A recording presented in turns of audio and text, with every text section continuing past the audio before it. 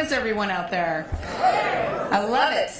And I just want to say thank you for being here. It is such an honor to be here with you today on behalf of the nearly 13 million working people in the AFL-CIO and on behalf of working Americans everywhere across this country. I cannot tell you how powerful it is to be part of this celebration.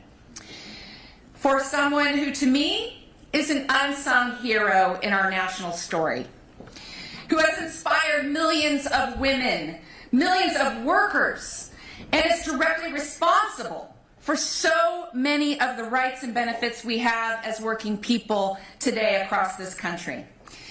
Now, I think about Frances Perkins a lot, a glass ceiling breaker, someone who has opened doors for people like me to have a seat at that leadership table.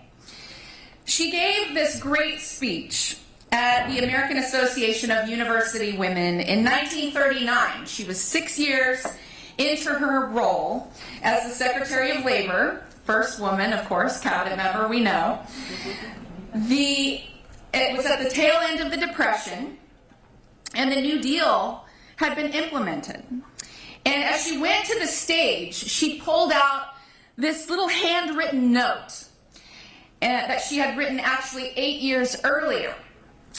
And it had scribbled down on this little, you can imagine this piece of paper, a list of ideas that at the time she thought would be good for policymakers to consider. She thought the government should think about shorter working hours, right? Higher wages, help for the elderly and unemployed, abolishing child labor, measures for industrial safety, and the right to organize a union and bargain collectively.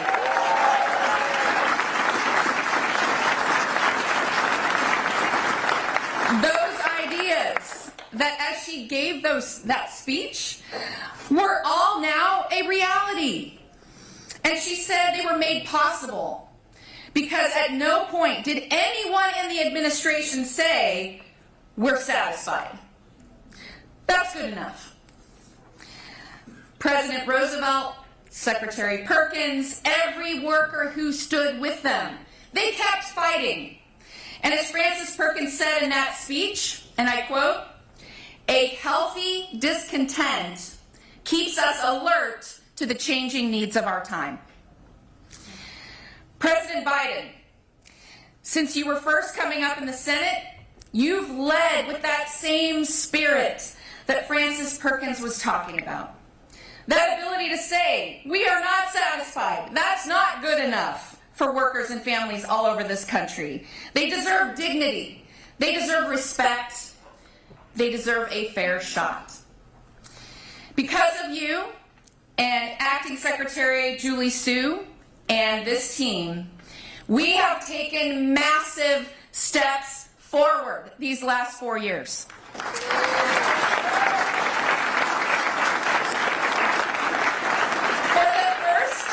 For the first time in history, a President of the United States stood with union members on a picket line. We have seen a Department of Labor that actually works for working people.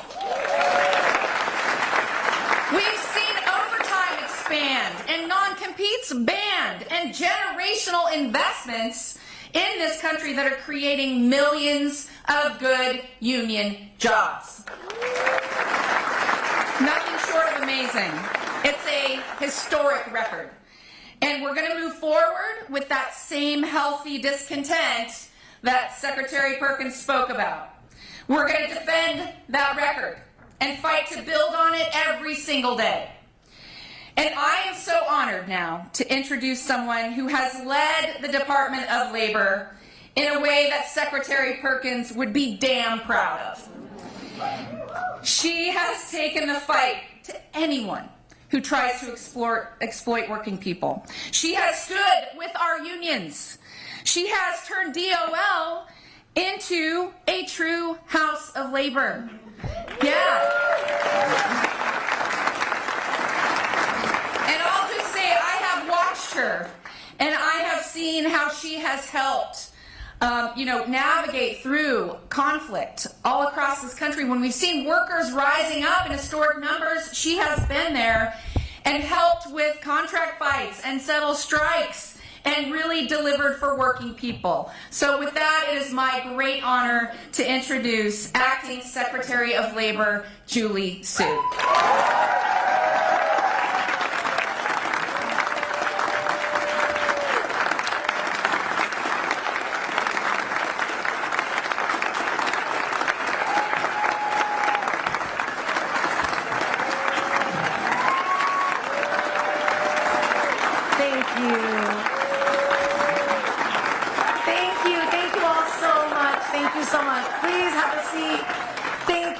Thank you so much to President Schuler. On a day that we are talking about history-making women, it is phenomenal to have worked alongside you and to have had a front row seat to your history-making leadership. And I also want to thank my friend and colleague, Secretary Deb Haaland, for making the announcement about this monument here at the Frances Perkins Building today.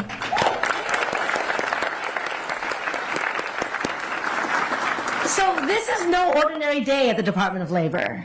Not only because we honor Frances Perkins, by all accounts, the most consequential labor secretary our country has ever seen, but this day is really special because we are also doing something else.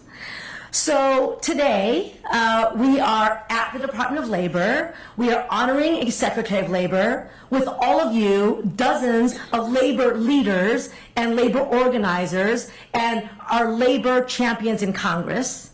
And so it's really no surprise to anybody who knows President Biden that we are doing this here today all together.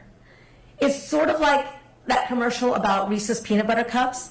President Biden and labor just go together.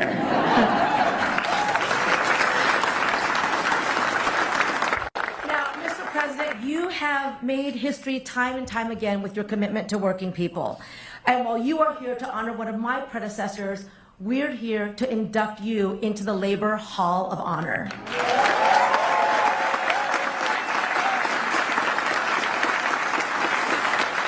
Now, acknowledge the labor heroes of America. And as we reflect on your legacy, Mr. President, the way that you always had workers' backs, the way that you put workers first, there is really no one like you. My fellow cabinet members know this, but in the Oval Office across from your desk, you hung a portrait of Franklin D. Roosevelt, of course, the president that named Frances Perkins labor secretary. And Frances Perkins was no bystander to history. She lived at its fiery edge. She witnessed the Triangle Shirtwaist Factory fire in 1911, a horror that took 146 garment workers' lives, mostly immigrant women and girls. And it was there, in the ashes of that tragedy, that she made the decision to devote her life to justice for workers. And it's a reminder that how we use our power matters. Now, President Biden promised to be the most pro-worker, pro-union president this country has ever seen. And he has gotten up each day and delivered on that promise.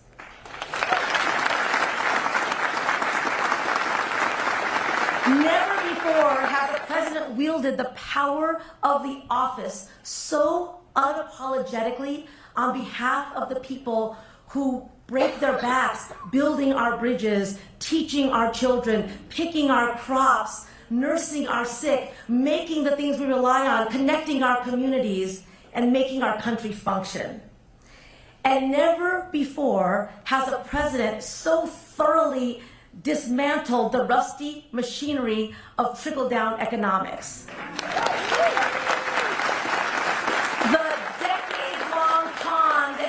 Working people to just be patient while CEOs got rich. We know who's in the room today, obviously. Mr. President, you haven't just spoken about being pro-worker, you have acted on it every single day. From the outset, you told Amazon warehouse workers from Bessemer, Alabama to Staten Island, New York, that the right to organize was theirs, full stop. without interference, without coercion, and without the corporate bullying that's all too common. As President Schuler already mentioned, you are the first sitting president to walk a picket line. A sitting president throwing his weight behind labor's most fundamental first principle of the way to exercise power and resistance. You have protected workers' wages and benefits and made it clear that federal dollars are not blank checks. That under your watch, unprecedented federal investments in infrastructure, manufacturing, clean energy, and our environment don't just repair roads and replace pipes and build factories, but build lives by creating good jobs that sustain families and communities. This is not empty rhetoric or fleeting gestures. These actions are seismic. When you said unions make America strong, it mattered. And today, unions are more popular than they have been in my lifetime. Maybe even in yours, Mr. President. Since you came to office, union election petitions have doubled and 400,000 workers have joined a union for the first time. Pensions that were on the brink of collapse have been salvaged, allowing workers to retire with security and dignity, the security and dignity that they earned. Under your leadership, worker fatalities and injuries are down, and employers who hire children to do dangerous jobs know not on your watch.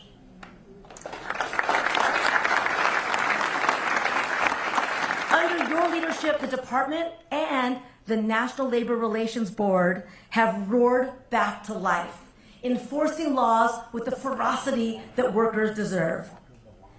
NLRB Chair Lauren McFerrin and General Counsel Jennifer Abruzzo, thank you for showing how that is done.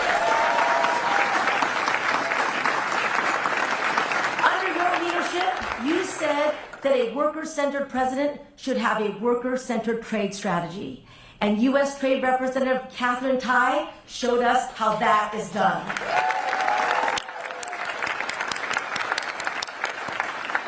You've said again and again, collective bargaining works. And on your behalf, I have been at the bargaining table more times than several of my predecessors combined. We've set a new standard, not just for the number of collective bargaining agreements that we've helped achieve, but the nature of our engagement. We come to the table not to pressure parties to come to an agreement, but to achieve outcomes that value workers for what they are worth. When dock workers on the East Coast and the West Coast were negotiating their contracts, a lot of people said, invoke Taft-Hartley, the way your predecessors have done in the past. In fact, when companies said to me, just use Taft-Hartley, this president did it, I would look them in the eye and say, do you know who my boss is? That is not going to happen. And under your watch,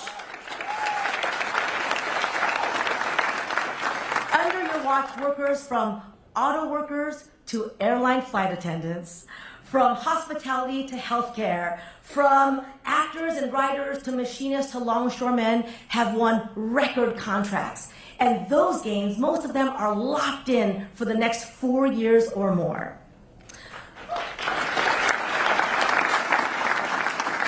Under your leadership, Mr. President, workers' organizing has been seen not as a threat to democracy, but the beating heart of democracy.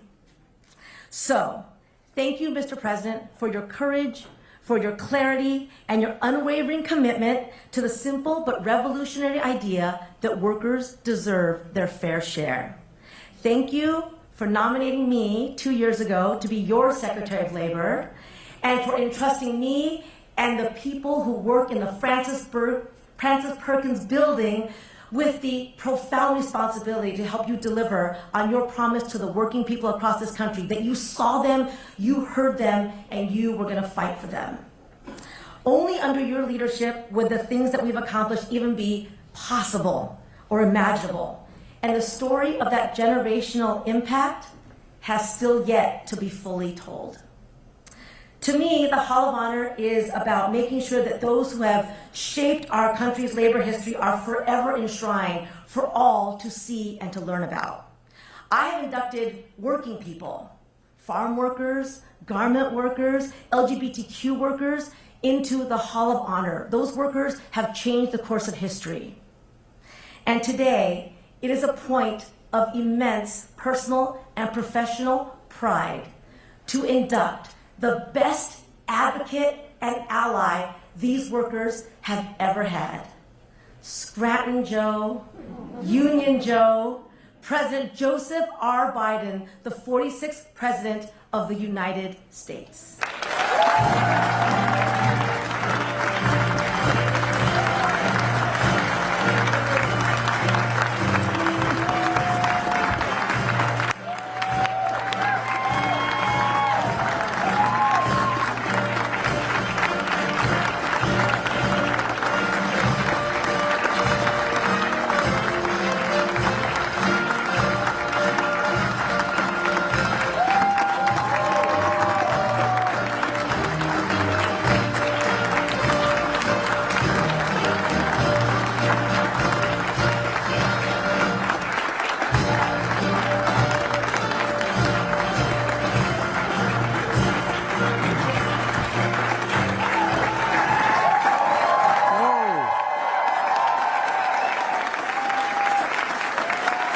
It's a good day.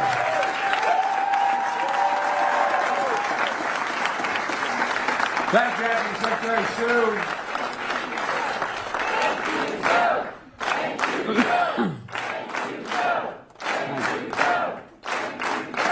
I had no choice. My grandfather came down from heaven if I didn't do this. Excuse me, I have a little bit of a cold.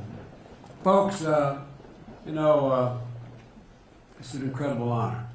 I really mean that. And I want to thank Acting Secretary Sue and the Department of Labor for this incredible honor.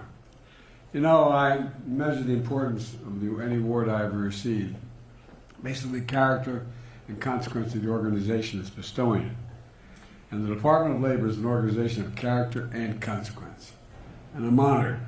I'm be joined today by leaders of character and conscience. Many of you sit right here in the front row. I have my cabinets here.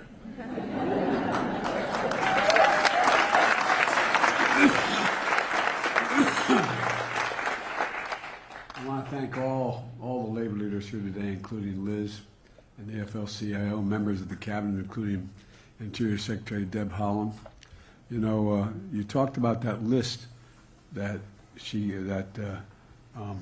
the secretary brought in her pocket when she met with Trump, with Roosevelt. Trump, Freudian slip. And, I think she had a relative she left behind. Would you stand up, Madam Secretary, Secretary of Interior?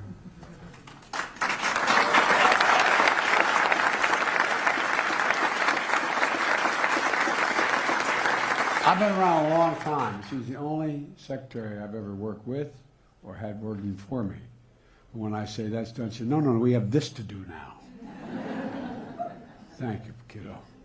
Look, you know, former labor secretary who's now in the White House Senior Advisors Corps is Tom Perez.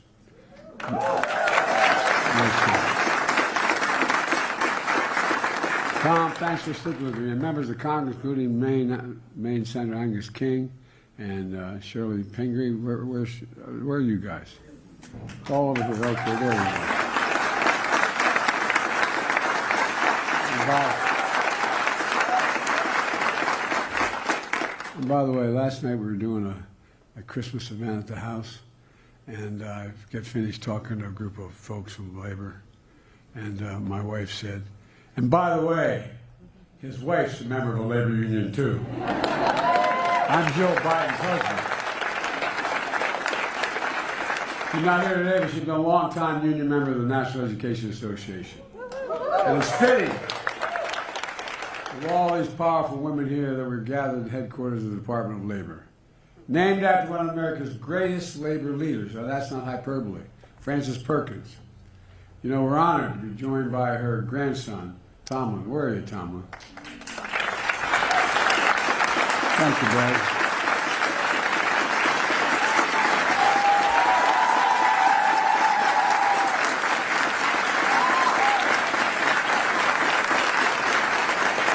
Saturday, March 25th, 1911. Frances sat down for afternoon tea at her home with a close friend from New York City. Suddenly, they hear the sound of a distant screams and sirens. The building was in flames. Her instinct was to run to the scene. As she approached the fire and smoke, she recognized the Triangle Shirt Factory, a company that employed hundreds of workers, mostly immigrants, and women who worked long hours, crammed into tight quarters, where managers locked them inside to make clothing.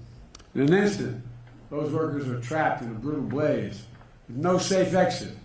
Some workers forced to climb out the windows, holding on for dear life until their fingers gave out. Others just jumped, prayed and jumped. A total of 150 lives were lost that day. It was the deadliest industrial disaster in American history. Frances was devastated, but that fire ignited a passion in her.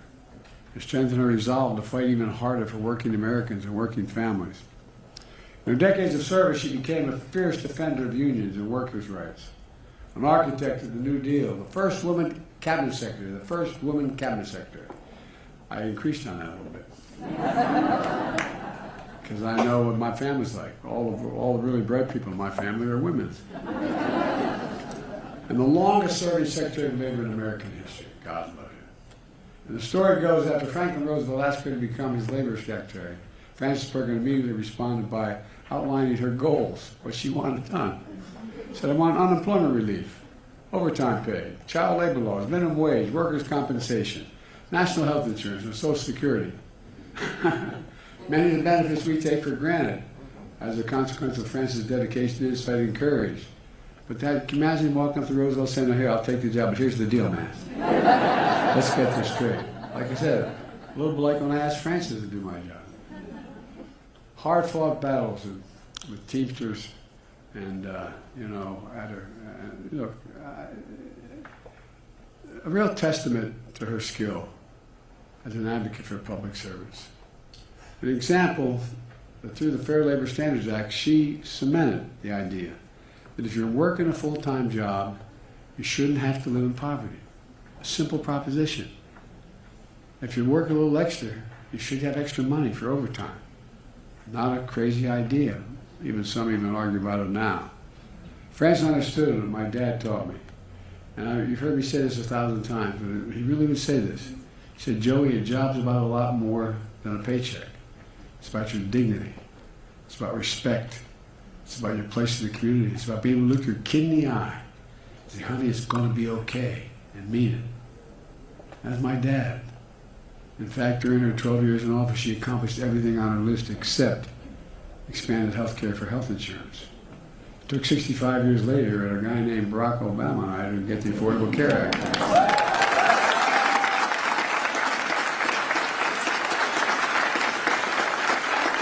To thank God, all of us here protected and expanded the Affordable Care Act. Look, it's clear that Frances Perkins and a generation of activists and labor leaders laid the groundwork for much of what we've accomplished in the last 4 years. We're fundamentally transforming the economy by breaking an economic orthodoxy that has failed this nation for generation after generation, in my view. Trickle-down economics, the notion that if the wealthy do very, very well, a little trickle off their tables onto our kitchen table. My dad used to say, nothing's ever trickled on my table, honey. No, I'm serious. My dad was a really well-read man who didn't get to go. He went accepted at Johns Hopkins, but during the war he never got to go. But my dad was a well-read guy. Well, the primary benefits for the very wealthy and biggest corporations were trickle-down economics. And that didn't do much for working people in the middle class and left too many people behind. Together we build an economy from the middle out and the bottom up, not the top down. Because we know this simple truth.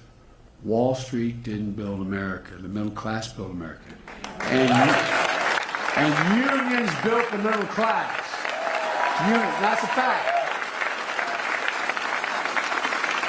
In fact, when the Secretary of Treasury would tell you, I asked her to do a study because I was going to get hit because I knew they'd say, by having unions increase in their numbers and their wages go up, we were going to cost people things. Guess what? The study the Treasury did show that when unions do well, all workers do well, union and non-worker, across the board. It matters, it works, it's fair. Kamala and I are so proud of the great job creation record of any, actually the greatest job creation of any single president in a single term. Over 6 million new jobs so far, including 1.5 million manufacturing and construction jobs.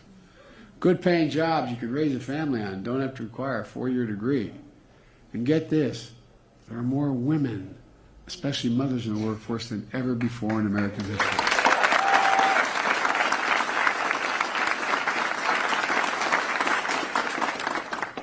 We're so damn proud to protected pensions of millions of union workers and retirees. When I signed the Bush-Lewis Act, think about that. Imagine what the average American would say if you were going to do that with their Social Security, which this guy wants to do. Imagine if he said your pension, you can't count it anymore. In addition, we've recovered more than $1 billion in back wages and damages for over 600,000 workers here in America.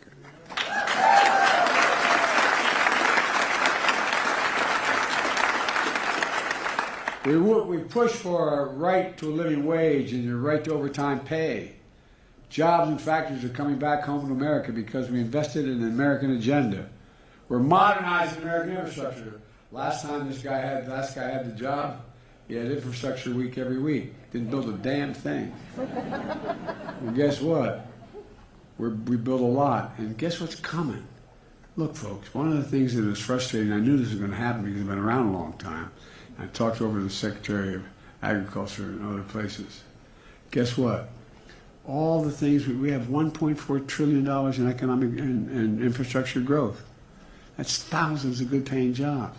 The CHIPS and Science Act, investing billions of dollars, building these fabs. They're going to house hundreds of people working, thousands. They're going to be getting paid about an average $100,000, $2,000 a year and don't need a college degree. So much is going on. But it's going to take a little bit of time. But we got to make sure to protect the onslaught that's going to come, because it's hard to see right away. And by the way, I know I got criticized by putting as much of these programs in red states as blue states. Actually more. Well, guess what? The red state guy screwed it up. And we got to benefit. We represent all of America. Not just blue America, not just Democrats, but all of America. Look, as we do all this, we're buying America, using American workers, using American products. And we're standing up to America First, American steelworkers against China's unfair trade practices. We appointed a National Labor Relations Board that actually believes in unions, has pro-union members on the board.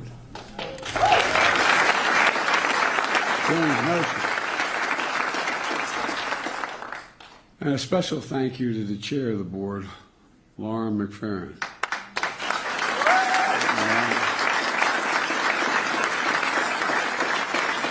Seriously, where are you, Lauren? Thank you, Lauren. Don't be so shy. Raise your stand up. Let me see.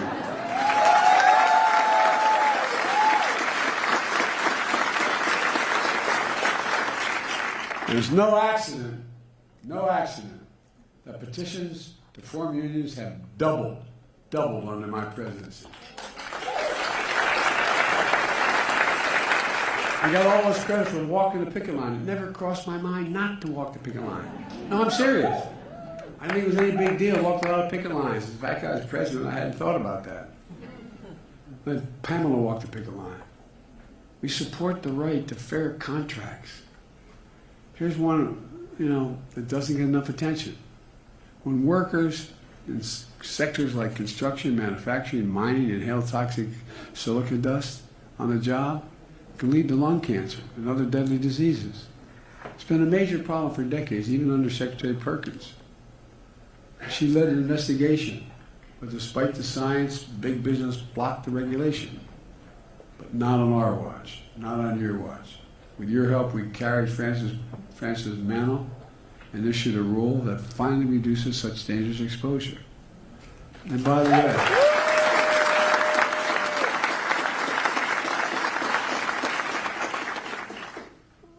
our Secretary of Veterans Affairs is sitting in front of me here, one of the really good guys.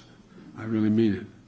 And, you know, what we not only did for the Ships and Science Act, and then we went and made sure we were going to take care of veterans. We said all those folks in my generation exposed to Agent Orange couldn't prove that their illness was a consequence of it. And all those like my son's generation that exposed to toxic burn pits in Iraq and other places, that it's assumed that my son came back, for example, with stage 4 glioblastoma, more brain injuries than anything else. And guess what? They're entitled to the benefits that they were going to get if they had not lost their lives. Their family.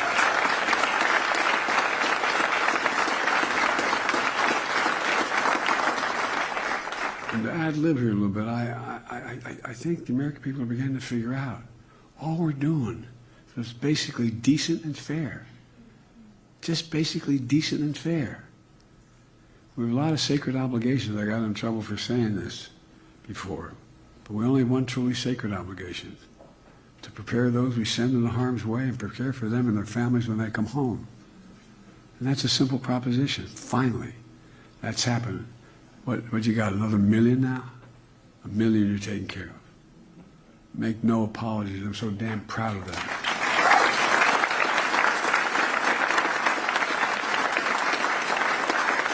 Look, folks, in our 4 years together, we made historic investments that have changed the course of the nation's future and will have a lasting impact for decades to come. And I'm here to say, to state the obvious, we could not have done this without the dedicated professionals here at the Department of Labor and all across this administration. Could not have done it.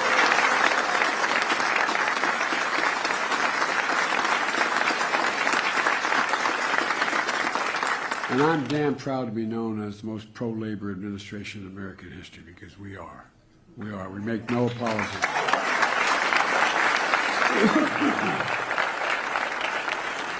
Look, let me close with this. Francis Perkins once said, "The people are what matter to government, and the government should aim to give people, all people, under its jurisdiction, the best possible life." The best possible life. For my dad, it was a simple proposition. Everybody deserves a shot. No guarantee, but a shot. Everybody deserves a shot. All of you have helped upheld that vision, putting people first, no matter who they are. Another important legacy of our administration, making sure we learn from history, lift up stories that often have gone untold. Earlier this year, during Women's History Month, I signed the first ever executive order on recognizing and honoring women's history to increase representation of women in historic sites all across America. Today, I'm proud to stand here in the Francis Perkins building, headquarters of the Labor Department, to designate Francis Perkins Homestead in Newcastle, Maine, a national monument.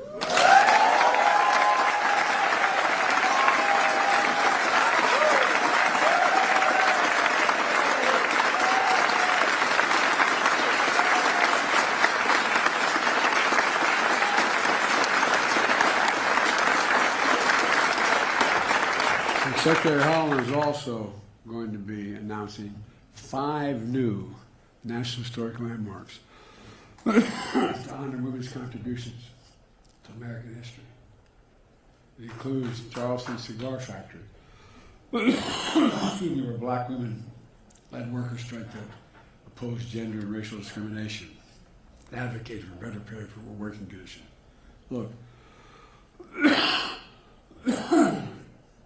too many people want to rewrite history or ignore it. Look, all we want to do is make sure we record history, the good, bad, and the indifferent, who we are.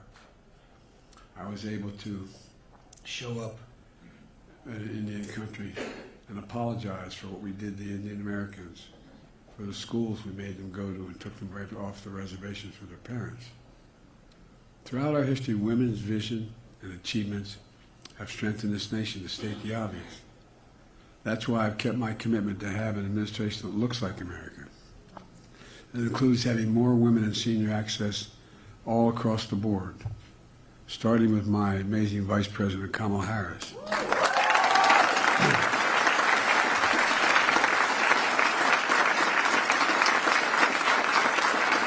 It's about time we honor them in building an American Women's Museum, History Museum on the Mall.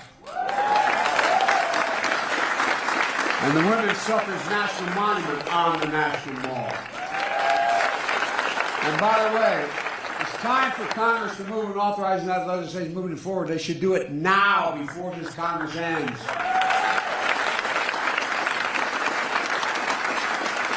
Folks, our administration is coming to an end, but our work continues. We get up. We keep going. We keep the faith. I know I will. I know you will. You just remember who in the hell we are. We're the United States of America. There's nothing beyond our capacity when we do it together. Nothing, nothing, nothing. And God bless you all, and may God protect our troops. And now, I will sign the proclamation. Thank you, thank you, thank you. Here.